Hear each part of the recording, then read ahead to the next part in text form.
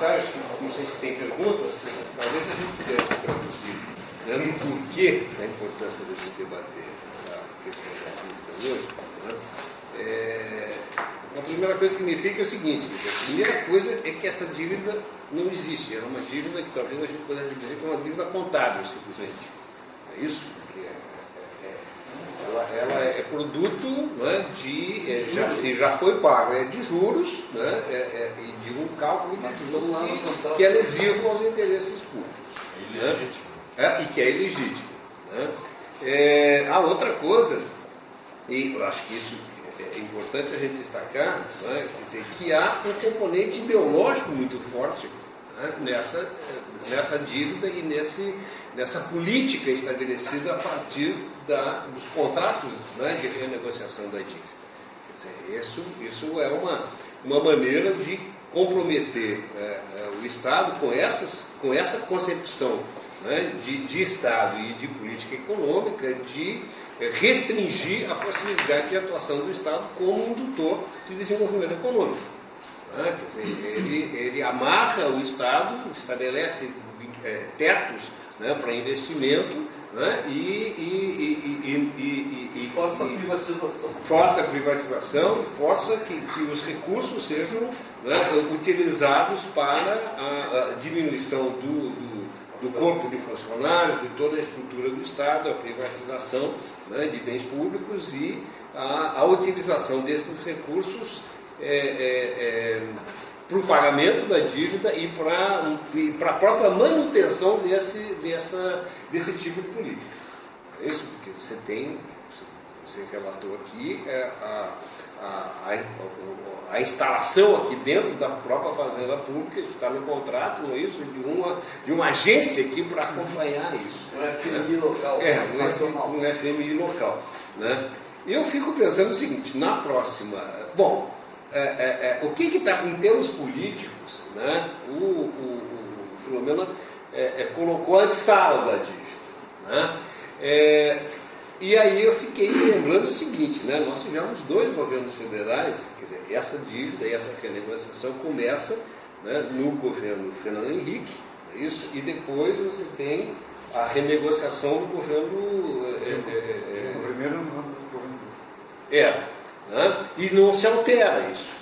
Tá? Eu fiquei pensando, por que a gente não chama, além do... Não sei se no mesmo momento, porque talvez os enfoques, as abordagens, eles vão tratar de níveis... Bom, não sei. Mas nós vamos ter os ANET na próxima. Será que numa outra oportunidade não seria interessante a gente chamar o Arno Agostinho para vir conversar com a gente? Por que o Arno segurou essa renegociação? Né? Deve ter motivos não só econômicos, mas também políticos para isso. Um Banco Central totalmente capturado. Sim, mas é bom que isso venha a público. Não é questão de culpar o Arno, mas é questão do Arno, né, poder nos dar também, né, os bastidores disso. Tá? Fosse interessante. Nunca se governou efetivamente a economia como um todo, né? Governou-se parcialmente, na medida em que o Banco Central sempre esteve na mão dos banqueiros. Não teve jeito. Por mais que se fizesse, era na margem, era nas fímbrias.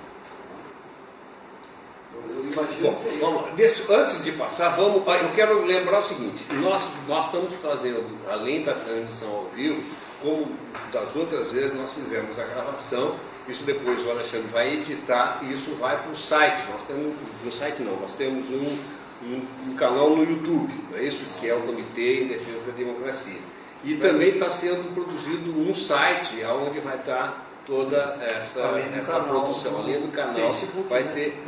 Sim, tem no YouTube, tem no Facebook, no YouTube e vai ter um site também. Tá? Miller, porque nós não vamos... Depois eu abro para quem está aqui, presencial. Vamos com as perguntas de quem está online, porque daí a gente não pode ficar muito tempo online, porque as pessoas cansam. Então, teve 41 pessoas que comentaram, tem muito comentário e tal, mas tem perguntas do Jesus Davi Medeiros Oliveira, Expliquem como a União preparou a implementação da Lei 9426 de 1997. E o Robert Iturrier, ele escreveu mal aqui. Que é economista, colega nosso que faz parte, inclusive, do comitê. Então, o aumento do endividamento se deu em função de juros altos. O que mais explica, de juros altos em 95 ou 98, o que mais explica esse aumento da dívida? Bueno, tem também o Getúlio Altenburg que está fazendo uma pergunta aqui que é bem mais pragmática. Vocês acham mesmo que o governo federal vai pagar a Lei Candir? Tem também alguns comentários do Picoloto, que eu vou pedir desculpa ao Picoloto, que é parceiro aí, está fazendo comentários meio compridos aí, estão no canal do Brasil de Fato RS, são comentários, não são perguntas, então não vou fazer. Isso vai demorar muito tempo. O Volney, isso? O Volney Picoloto. Isso. Vamos lá, quem começa? Eu começo? Começa você. Olha, a pergunta do Jesus ali em relação à Lei 9496 de 97, né? Ela se insere num conjunto de políticas vinculadas à garantia do Plano Real, né? Porque com a queda da inflação decorrente do Plano Real e o grande comprometimento da dívida, o grande crescimento da dívida, como foi mostrado no gráfico anterior, as finanças dos estados foram fragilizadas brutalmente. O governo federal tinha que dar uma resposta a isso. E a resposta que ele utilizou foi essencialmente criar um mecanismo de fazer com que as políticas dos estados, as políticas dos entes federados, fossem alinhadas à política da União, né? O Fernando Henrique já vinha executando privatizações do país, né? Não é à toa que na Lei 9496 o primeiro item de compromisso são as privatizações.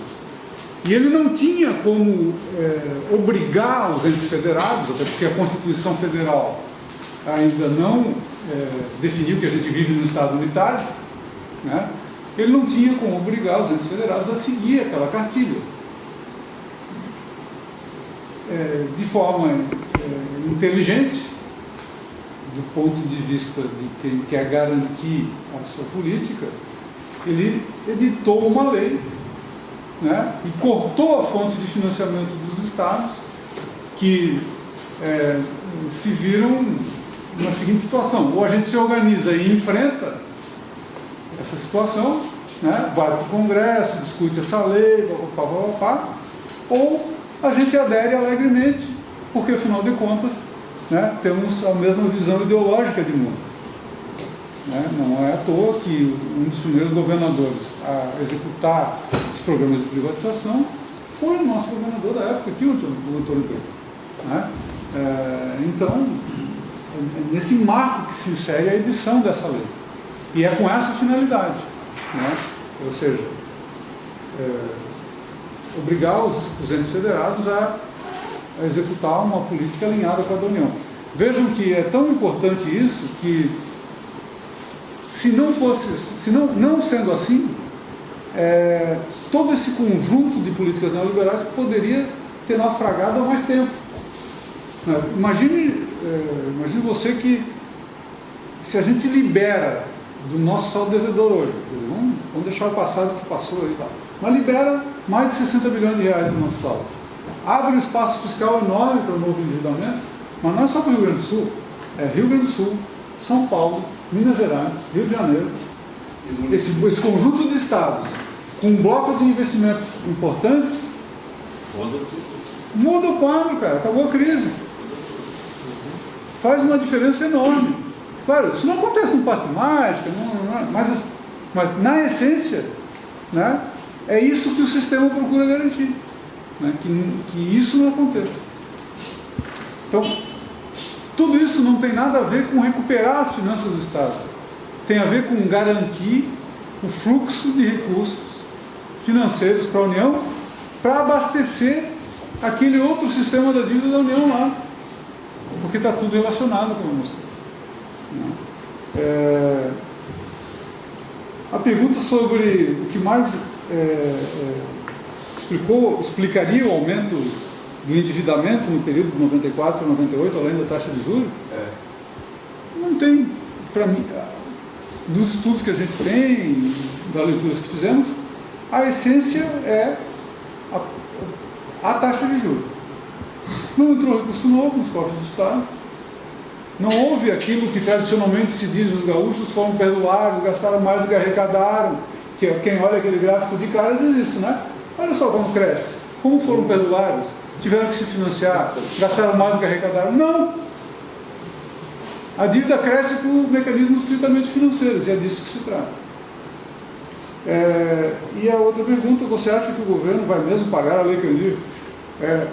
Eu quero dizer uma coisa. Não tem jogo jogado aqui, né? A luta está aberta. Esses dados apresentados são dados oficiais da Secretaria da Fazenda.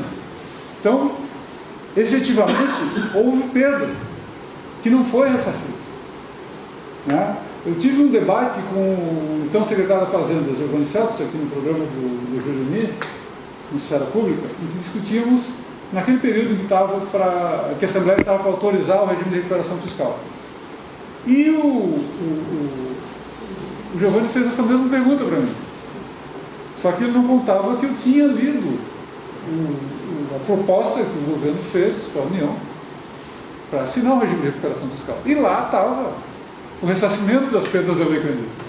Disse, bom, a gente sabe, eu respondi para o secretário, né, exatamente isso, olha, não tem jogo jogado, o jogo está para ser, né, disputado, e tanto é isso que o próprio governo disputa no projeto que apresenta, né, o governo federal, o ressarcimento da Lei Candir. E faz muito bem em fazer, porque isso tem que ser discutido, né? Quer dizer, nós podemos até discutir o seguinte, né, qual o papel da Lei Candir na desindustrialização da economia gaúcha, né? Quando facilita a exportação de produtos primários e semi-elaborados, né? Em vez de dificultar essa exportação e facilitar a exportação de produtos industrializados. Eu não vi nenhum estudo sobre isso, mas intuitivamente eu creio que isso teve um peso enorme. Né? O pessoal do agronegócio deve dizer, tá, mas se não fosse isso a gente estava quebrado. Bom, não quebraria, e o Estado tinha outros instrumentos, se fosse o caso, de ajudar o agronegócio que já é tão subsidiado nesse país. O investimento. Isso é um investimento privado. Quem vai ficar com o lucro dessa operação, em primeiro lugar, é o banco, que deu dinheiro para fazer o investimento. E ele vai cobrar isso indefinidamente, porque quando ele parar de cobrar isso, tu vai ter que investir de novo, tem que fazer manutenção. O capital deprecia, desaparece, né? Então, eu acho o seguinte, a gente tenta descobrir razões políticas para uma coisa que as razões são, fáticas, estão no mundo real.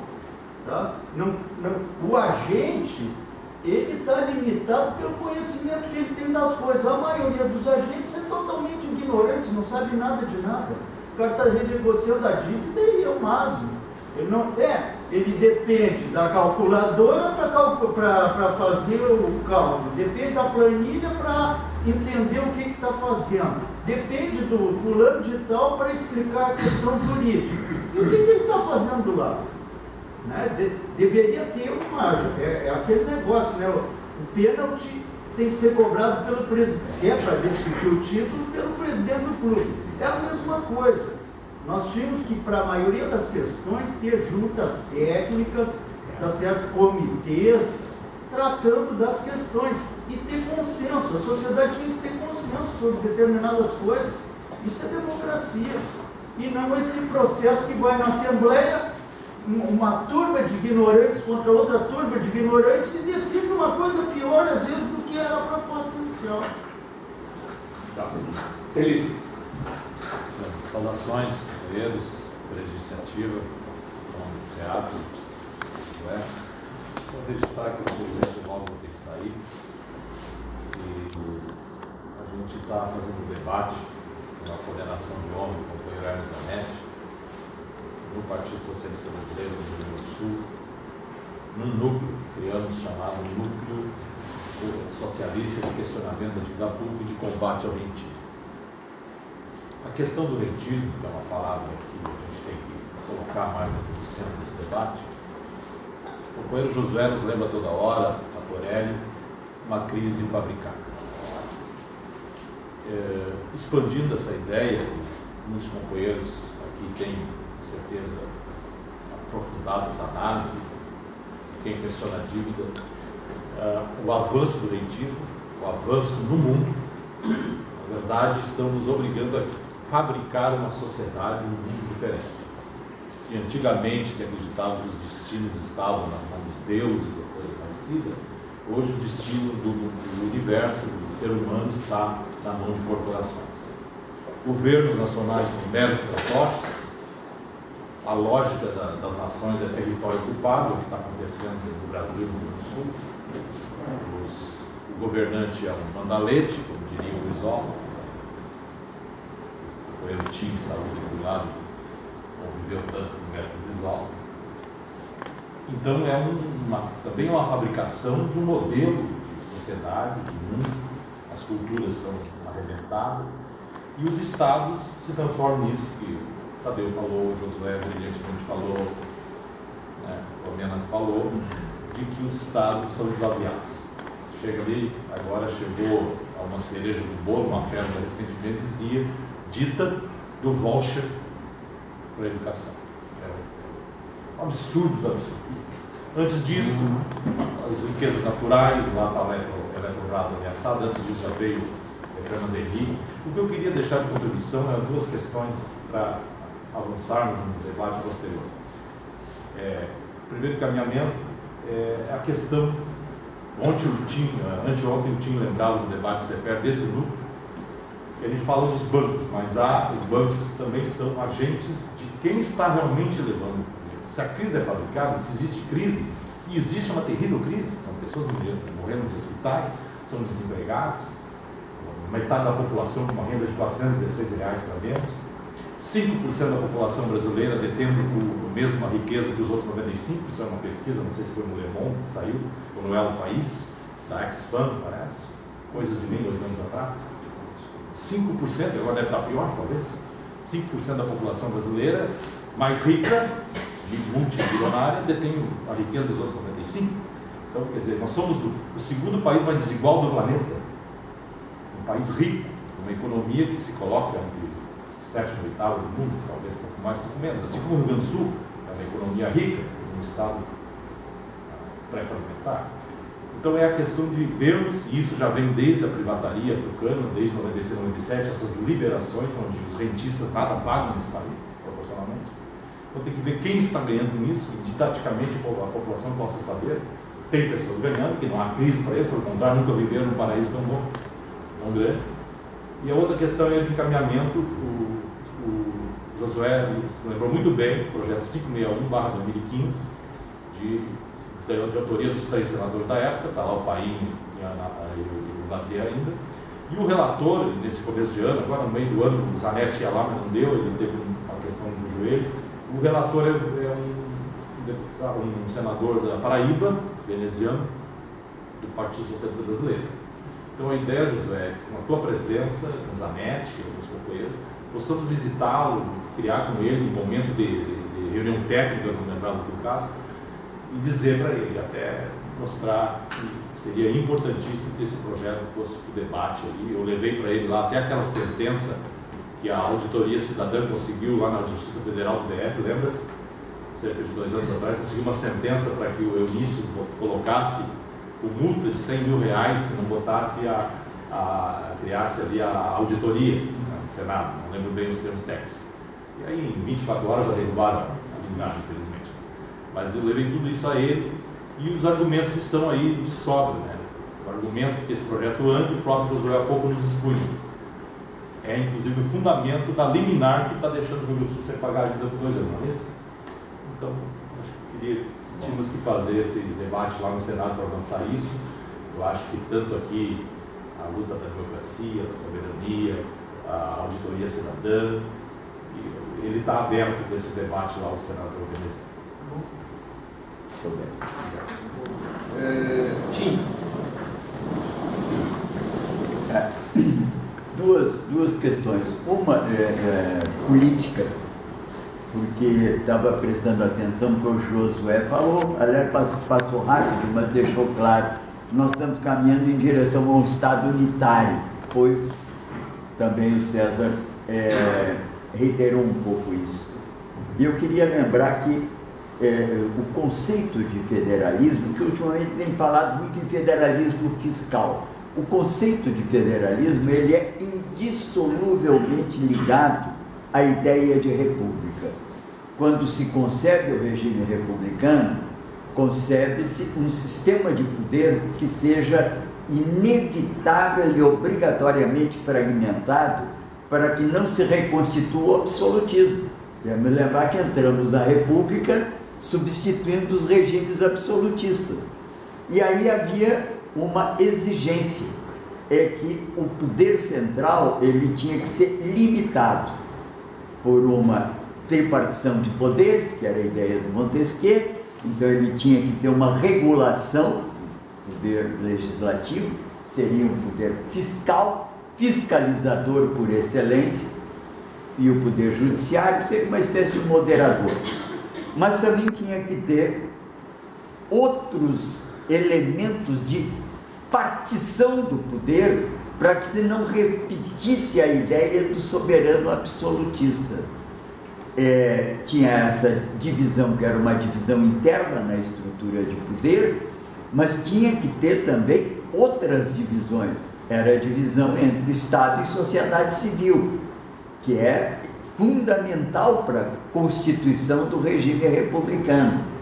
A sociedade civil, então, ela deveria ter a capacidade de legitimar o Estado ao longo do processo de execução dos vários regimes, que, aliás, por isso que eles tinham que ser renováveis, eles não podiam se eternizar, e caberia, então, à sociedade civil também estabelecer essa limitação no tempo, porque a persistência no tempo do soberano levaria à sua capacidade de reconstituição do absolutismo.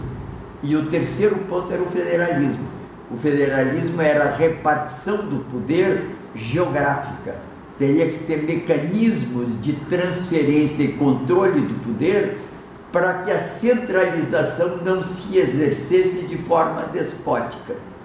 E aí você falou, o que tem acontecido no Brasil é que nós reconstituímos no regime republicano, há espasmos de descentralização, mas esses espasmos retornam a uma centralização que compromete a essência da república e da democracia. E o que nós estamos assistindo com o sistema da dívida, eu acho que foi isso que vocês mostraram, foi exatamente a negação da república e da democracia.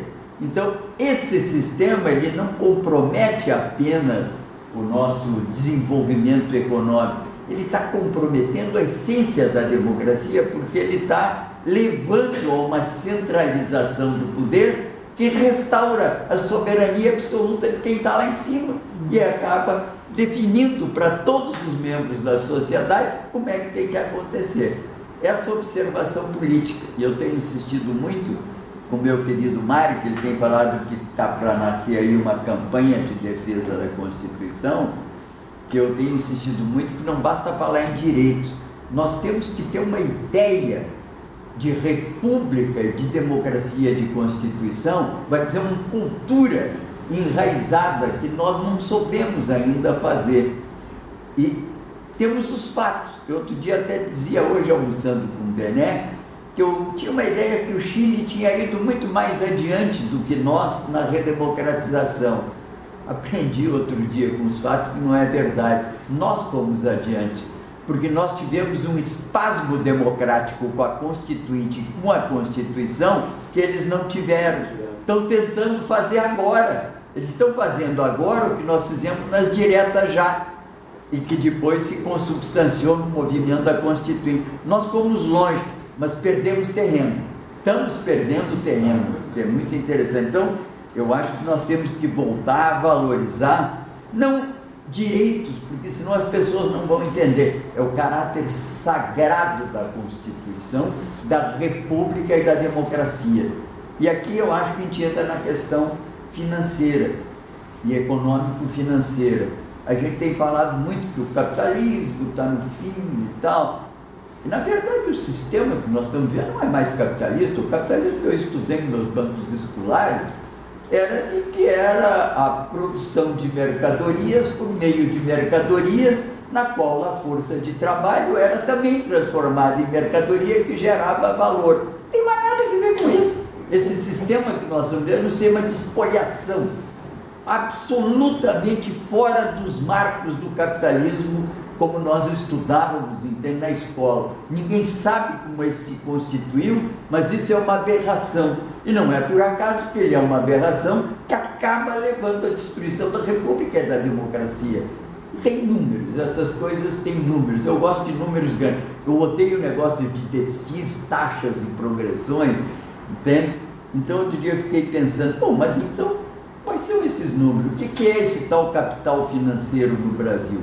Por alto, eu cheguei à conclusão que é mais ou menos em torno de 10 trilhões de reais. E não é capital estrangeiro, não. O capital estrangeiro está muito na Bolsa. O capital estrangeiro que está presente na compra de títulos não é superior a, talvez, em torno de 15%. O resto, 85%, é fundos de previdência e aplicações de pessoas privadas, que, aliás, não é 5%, não. É 0,1% da população brasileira que detém essa capacidade financeira de pegar praticamente em forma de juros metade do que nós pagamos em impostos. Bom, o que é isso? É muito simples. Então, eu calculo por alto, como a dívida pública está na casa, vamos botar aqui um númerozinho, né, que é o do Renato Bergamini, que é um economista conservador. Ele fala que nós estamos do tamanho do PIB. E ele é um neoliberal incontestável. Vamos botar 5 trilhões, para não dizer que é o tamanho do PIB. Outro dia eu vi que tem um equivalente disso aplicado no setor privado. Então nós temos 10 trilhões de reais aplicados, de capitais nacionais aplicados. Donos desse dinheiro, não, mas tem gente que tem, agora tem obrigação do tesouro, a gente pode comprar. Isso é firula, entende? A concentração, 85% é de grandes capitais aplicados nisso. Então nós temos 10 trilhões. Vamos botar uma taxinha assim suave, né? Uma taxinha de 10%. A Selic não está em 10%, mas a gente sabe que a captação é superior à Selic. Mas, ao mesmo tempo, a captação no privado já tem casos que nós vimos que é de 800%. Tem um dado aí que apareceu. Vamos botar uma taxinha de 10%. Uma taxinha de 10% sobre 10 trilhões dá 1 trilhão por ano. Sabe o que é 1 trilhão por ano? 1 trilhão por ano é mais do que 10% do PIB nacional. A gente fala aí, por isso que eu digo, quer dizer, se a gente colocar o número de pessoas que no Brasil ganham salário mínimo, até um salário mínimo, 100 milhões, aliás o Lula falou nisso outro dia, até um salário mínimo. Bom, 100 milhões até um salário mínimo que é R$1.000, né? A gente pode fazer a conta, vezes 1.000, vezes 12, essas pessoas ganham, que são 200 mil pessoas, ganham muito mais do que os 100 milhões que ganham um salário mínimo. Isso é um absurdo, isso não tem nada a ver com capitalismo. Isso não é capitalismo nem aqui, nem em lugar nenhum. Isso é uma barbaridade. E, naturalmente, tem que ser respondido de uma maneira que corresponda à nossa indignação com isso. Porque isso não é, o sistema que está por trás disso não é mais produção de mercadoria nem de mais-valia, isso é rapina. Nós estamos diante de um sistema de rapinagem internacional. Acumulação primitiva? Acumulação primitiva ex post, e que está levando a um sistema de destruição da república e das bases da democracia. Então agora a gente tem que começar a pensar em outros termos, não é mais, e não é por acaso, eu ontem fui ver aquele filme que está fazendo sucesso, Coringa, né? E eu fiquei até impressionado, porque não tem mais forma orgânica de combater isso, a não ser se vestir de palhaço e promover o que aquele filme mostra. Quer dizer, é um negócio incrível, porque é um delírio, nós estamos vivendo um delírio. Então eu acho que, insistindo nisso, que a parte política, que o federalismo não é um problema do federalismo, é do federalismo como princípio da democracia republicana. E por outro lado, um sistema de espoliação que não é capitalista, isso é capitalismo primitivo exposto, está liquidando com populações inteiras em várias partes do mundo, em nome do capitalismo. Entende? Os babacas dos empresários acreditam nisso e vão acabar sendo destruídos por essa mesma nuvem de gafanhotos, entende? Que está destruindo nações, povos, pessoas pobres, está destruindo, vai destruir os empresários também. Não sei se vai sobrar algum Brasil para a gente levantar a bandeira daqui a 50 anos ou 30 anos, entende? Antes de passar para o Mário, eu quero só lembrar uma coisa aí na questão da federação e da Constituição. A nossa Constituição, nós temos, né, define uma forma federativa que é única no mundo, né? Quer dizer, tem alguma semelhança com a situação na Alemanha, mas não é a mesma, né? Nós temos 3 entes federados, né? Nós temos, quer dizer, e os entes federados, eles têm igual status, não é isso? Não há hierarquia entre os entes federados, né? Então, fere frontalmente a Constituição essa situação que a gente vive, de fato. Mas eu fiz questão de falar antes de ti, porque tu é da área jurídica, então tu já pode, se quiser, pegar esse campo. Na verdade, a nossa discussão está muito bonita, está boa. Eu achei muito legal a exposição dos dois palestrantes. Não ensaiou, viu? Não ensaiaram. Mas ela, na verdade, mostrou exatamente isso, né?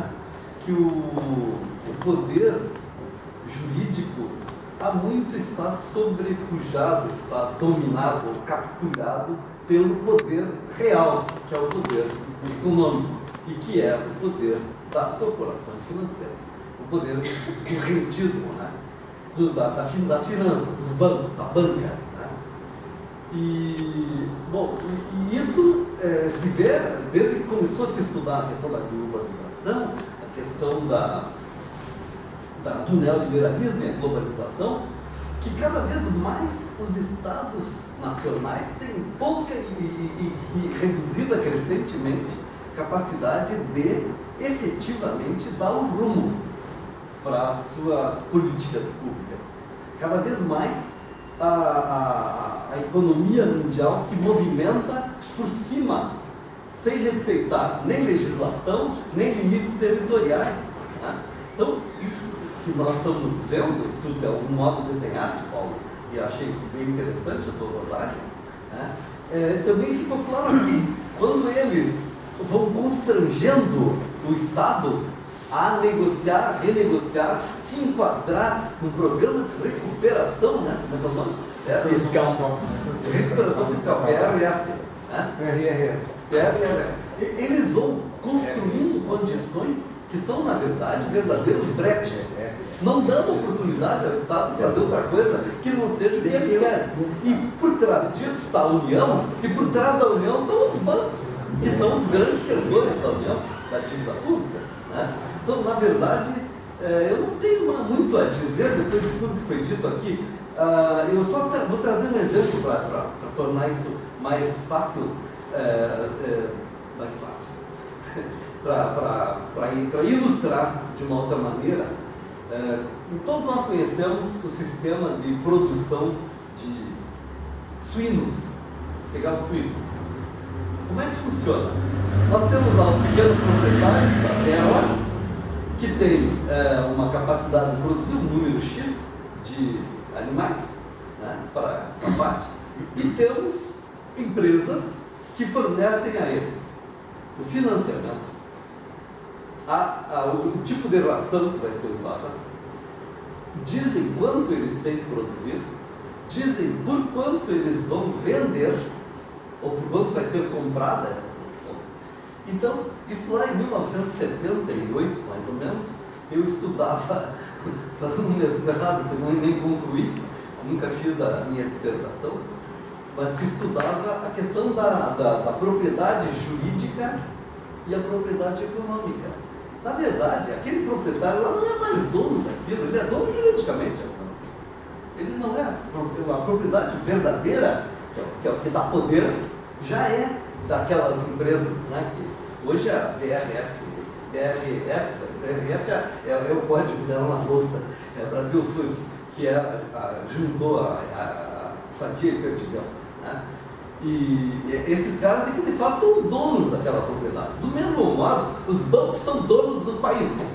Alguém escreveu ontem, se não me engano, há poucos dias eu li isso, que o que nós temos é o império das corporações financeiras, e os Estados Unidos é uma das ferramentas desse império.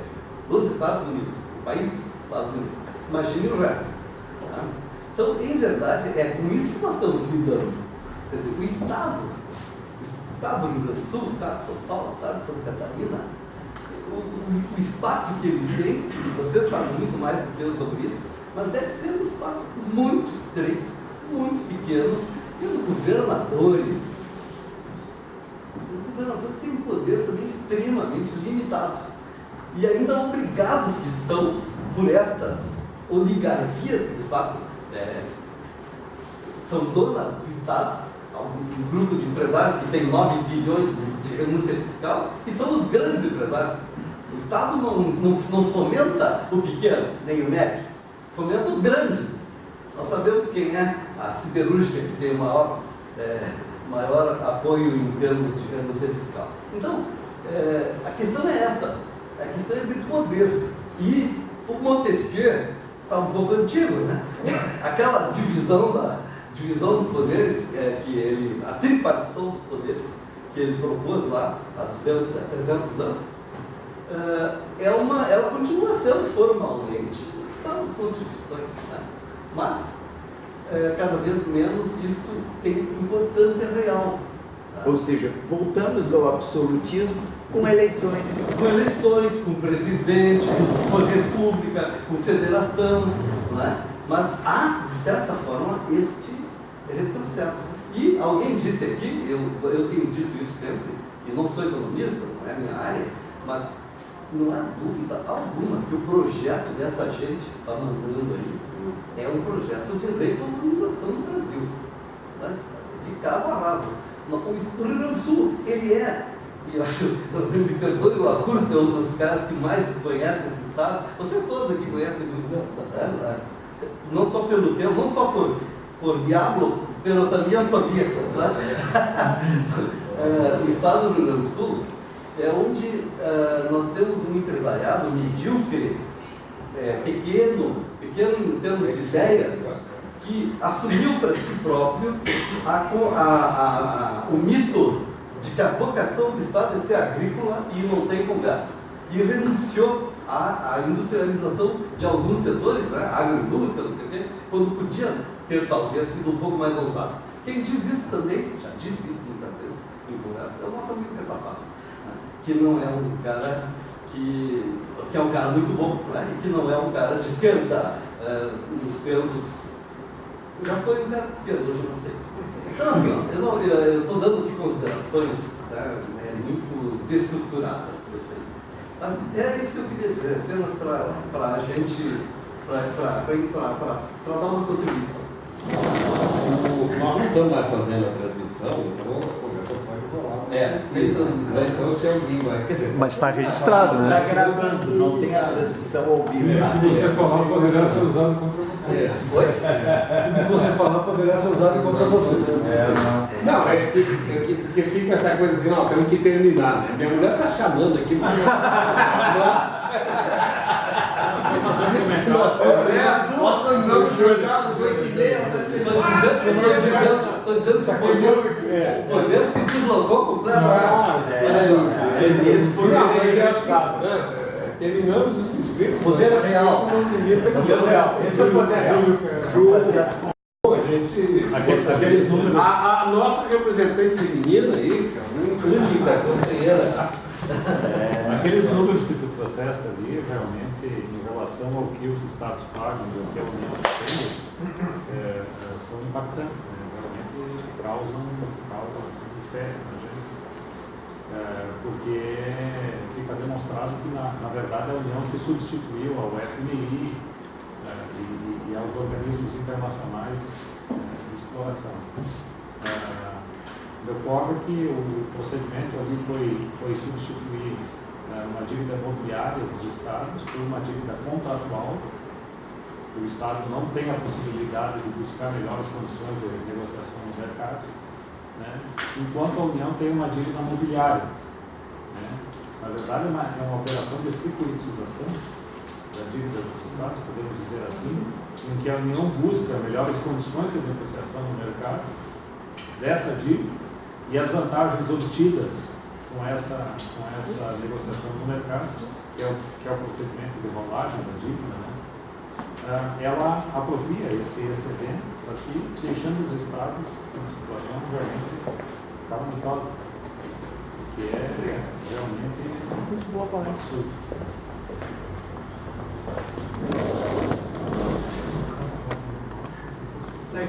Peraí, que tem um marco. Tu acabaste? Não, eu só gostaria de ouvir o comentário do Josué a respeito disso, porque até que ponto assim não é legítimo também, como argumento, buscar essa vantagem diferencial da União que ela obtém no mercado, né, em relação à colocação desses títulos. Porque com esses créditos a receber do Estado, ela obtém margem para a emissão de títulos. Né? Porque ela tem uma operação contábil, né? Se tem um crédito a receber, eu posso emitir títulos em cima desses créditos. Sim, professor.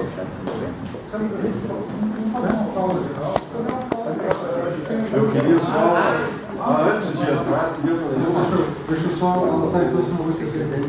Pode falar. Não, é que é importante, né, a apresentação de vocês aí e os comentários trazidos até agora. E eu estava fazendo uma ligação frente a essa subordinação do Estado, né, do país, a essa lógica, e eu estava me lembrando que nós comemoramos aqui no Estado, dia 20 de novembro, o Dia da Consciência Negra. Né? E eu tive participando de alguns eventos em que a comunidade negra se expressa aqui no Rio Grande do Sul. E a expressão dessa comunidade negra é um negócio impressionante, de força, e ela está sendo hoje carregada pela formação dos quadros, tá, que chegaram ao ensino superior, aos doutores negros do Rio Grande do Sul, e eles estão alimentando uma discussão de cidadania, de resistência, de afirmação, que é um negócio que nos ensina a que hoje eu, por exemplo, respeito cada vez mais um movimento que é dirigido pelo nosso colega economista João Pedro Stedley. O movimento Sem Terra é um movimento de resistência no Brasil de cidadãos pobres, paupérrimos, tá? E que têm um conhecimento político e lutam pela sua identidade, lutam pela sua própria existência orgânica todo dia. Tá? Então eu vejo aí negros, vejo trabalhadores pobres do Brasil, vejo as nações indígenas, tá? que sobreviveram e estão lutando, e como isso é fundamental, e eu creio que a única energia, a única chance que nós no Brasil temos para enfrentar esse poder financeiro que domina a nossa política partidária. Quais são os partidos que entraram na discussão do Comitê da Dívida no Brasil inteiro? Tá? Alguns partidos do campo da esquerda que estão afinados com essa discussão. Tá? Mas a maioria partidária, nós temos hoje a espoliação, os partidos hoje são do campo da espoliação, são do campo da precarização da vida da maioria. Partidos políticos representam uma luta antipopular, né, de destruição da cidadania. É um troço absurdo, né? Mas é isso que viceja no nosso país. Então, eu vejo que a única alternativa, Josué, para enfrentar isso no Estado e fora do Estado, é tão somente a organização política dos trabalhadores. A greve do magistério, que está sendo feita e disputada, são 450 escolas, são 625, quantos alunos, quantos professores, é um negócio muito importante para enfrentar esse projeto, desse rapazinho que veio aqui, né, para representar, né, contra a população rio-grandense, é um cara que está aí para prestar serviço para a patrãozada. É uma vergonha o Rio Grande do Sul ter eleito um cara como esse para governador, e o cara está aí dizendo bobagem todo dia, tá? a favor desse capital privado predador que não nos dá nenhum destino no futuro. Então, eu achei muito importante terem trazido esse tema para os nossos debates mensais aqui, né? E o próximo também que se avizinha, né? Mas que se coloca a questão de nós também debatermos que essa subordinação que hoje a gente vive aqui é uma coisa, né, inconcebível. E nós só temos uma alternativa: organização política, para poder responder a isso. Esse é o meu ponto. Não, é que ele colocou a questão, né? O que acontece é o seguinte, tá? Por incrível que pareça, o debate hoje, tá certo? Se for feito em termos honestos, tá, e sérios, ele só pode ser feito ou por ignorantes ou por sem vergonha, tá certo? Por quê? O caso da dívida é um exemplo, porque se nós pensarmos que nós vivemos num sistema federalista, democrático, tá? O povo, ele é tanto o titular do Estado como ele é o titular da União. O povo é que é a União, todo o poder emana do povo e seu nome consequentemente, como é que o Estado pode dever para a União ou a União dever para o Estado? Impossível, é uma coisa só, tá certo? É fantástico, é misterioso, mas é uma coisa só, não existe. Essa dívida, então, é uma simulação, que é o que ele falou, né? A União, tá certo, disse: não, eu vou ficar titular dessa dívida que era tua. Tá? E você é o teu banco agora, eu vou te cobrar. Não, ela não pode me cobrar porque também é ilegal. Ela não pode fazer. Mas é o que faz, né? Não, para aí. Ela vai num outro cara e contrata essa dívida. Ela vai lá por títulos, tá certo? Quem está financiando é o outro. E ela é comissionada por isso, tá? Uma coisa também flagrantemente ilegal. Ela não pode, não consta na Constituição que ela pode se comissionar em operações financeiras. Só que não tem procurador, não tem advogado, ninguém questiona isso. Ninguém questiona isso. Todo mundo naturalizou esse negócio. E ficam discutindo quanto é o juro, tá certo? Se como é que é, teve como é que é no treta, aumentaram a dívida ou diminuíram a dívida, se fizeram isso ou aquilo. Mas o objeto não existe, é nulo. Tá? Ninguém chega e fala isso, o rei está nu. A grande maioria das discussões são discussões fajutas, feitas por fajutos, por vigaristas. E o resto todo desenvolve teorias e faz coisas e tal, porque são pessoas honestas e, diante das circunstâncias, até para sobreviver, começam a fazer toda uma teologia sobre o negócio. Mas é tudo uma grande mitologia, uma loucura. Alimentada pela mídia. Não, é deles. Não, claro, mas a mídia é deles e que diz que a única maneira é vendendo o Plano Sul. Não, é vendendo a fé. É que todo mundo deve. Todo mundo deve. As famílias devem, as empresas devem, a mídia deve. Eu juro que eu esperando a tua resposta. Não, mas nós estamos Vamos lá. Vamos lá, rapidamente. Então, olha aqui, ó.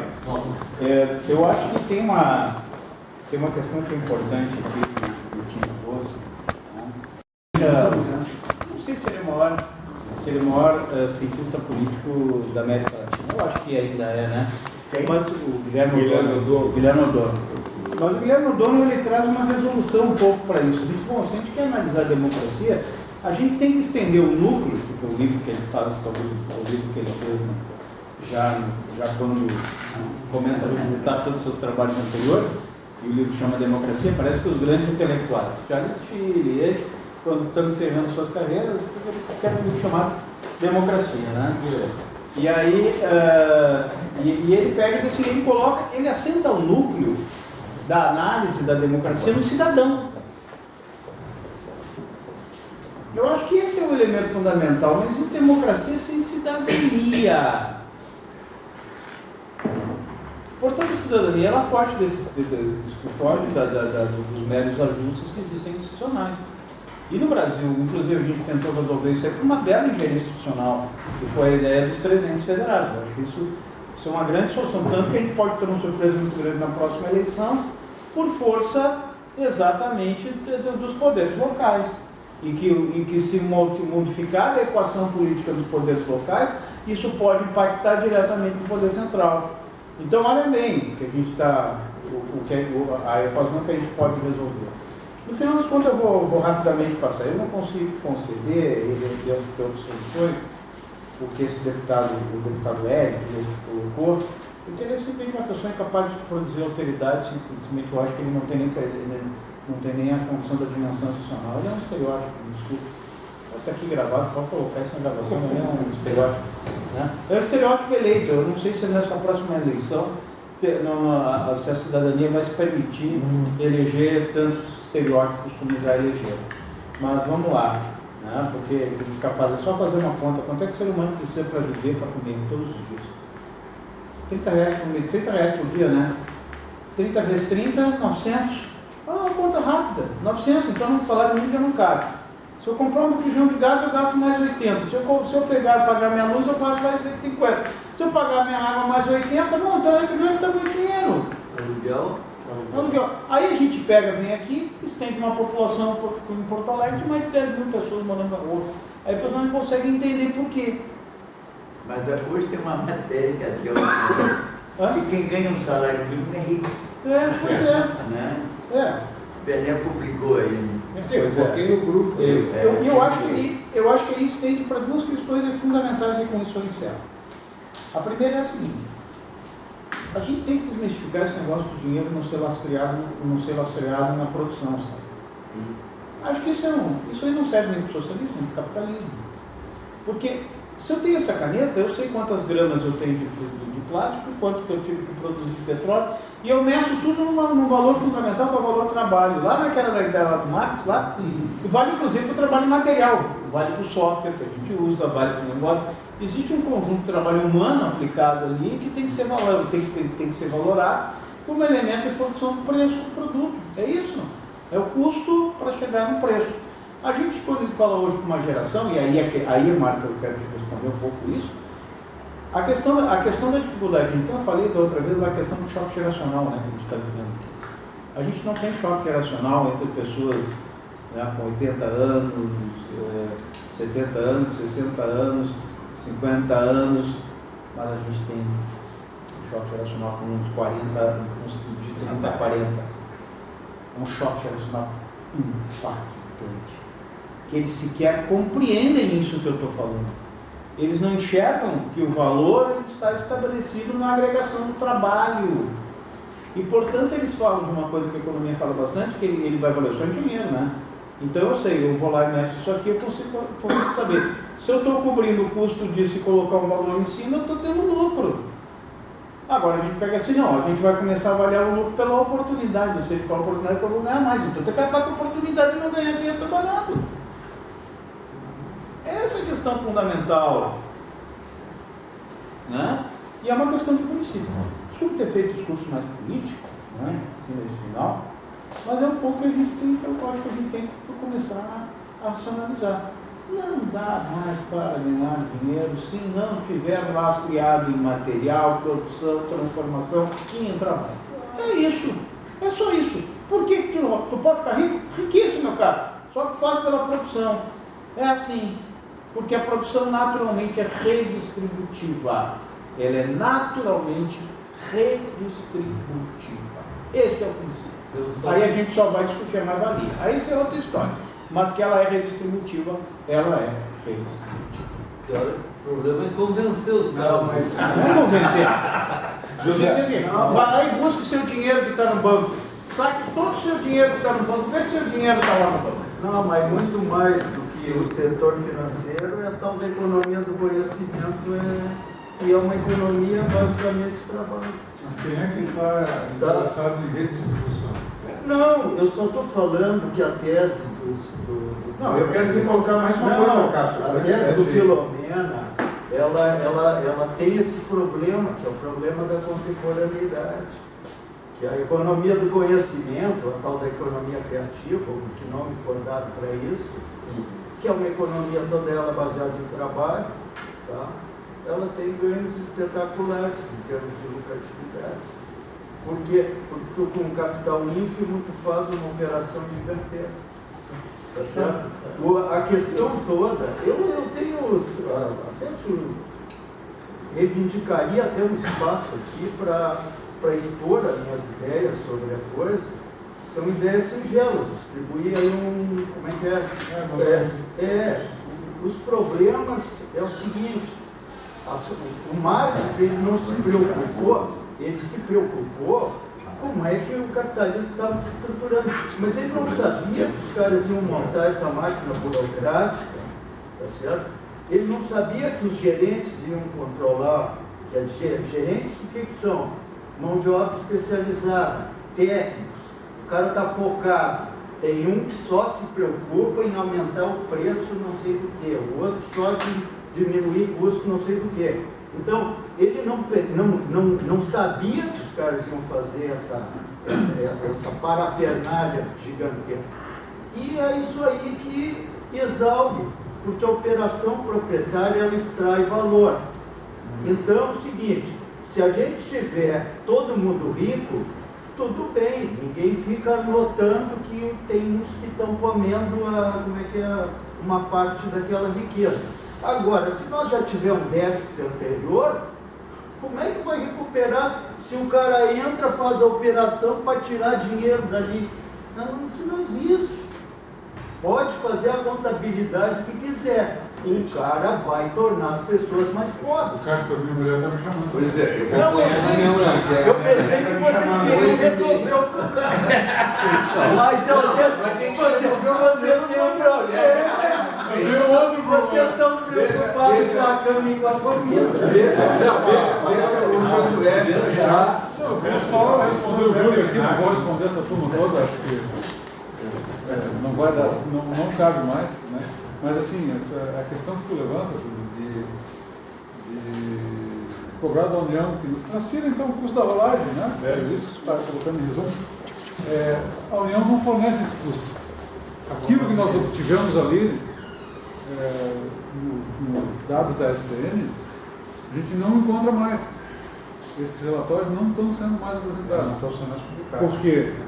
Porque quando nós começamos a fazer discussão lá atrás desse tema, o Casaroto participou de algumas audiências públicas no Senado com colegas da STN e cobrou isso. Cobrou o seguinte: confirma esse dado aqui para mim, que eu obtive lá no relatório que vocês apresentaram no TCU, porque eu não estou entendendo como é que é possível essa diferença. Né? Eu quero entender. Né? Eu quero que vocês confirmem os dados e me digam como é possível essa diferença. Claro, a gente sabe que é em função exatamente do custo da rolagem para a União e sumiram os relatórios.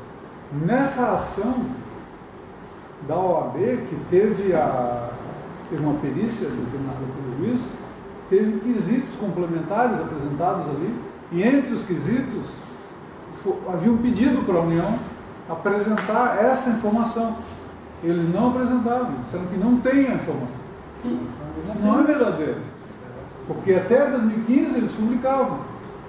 Porque não querem ir por aí. Né? E o dado é tão impactante ali que nem a PGE acreditou porque quando a PGE montou a ação em 2017, que nós aportamos algumas informações, essa foi também. E o Dr. Eusébio olhou para aquilo ali e se assustou. Mas é possível isso? Então não, temos os relatórios, se o senhor quiser. Né? Além do quadro, tem o relatório. Nossa ideia é, dia 13 de dezembro, continuamos a discutir a questão da dívida, isso. É isso, e o primeiro convidado é o Elis Zanetti, que já confirmou, né, a presença.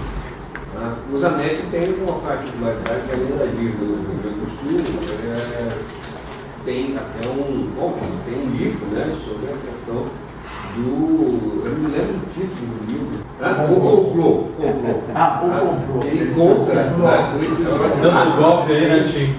É isso, na Constituinte, como é que foi adulterado a decisão, isso, e foi enfiado ali uma cláusula ou retirada, né? Incorporado fora da época e fora do debate. Que nem foi votada. Mas que foi incluída na Constituição. Como prioritário. O pagamento de juros é compulsório, ele é obrigatório.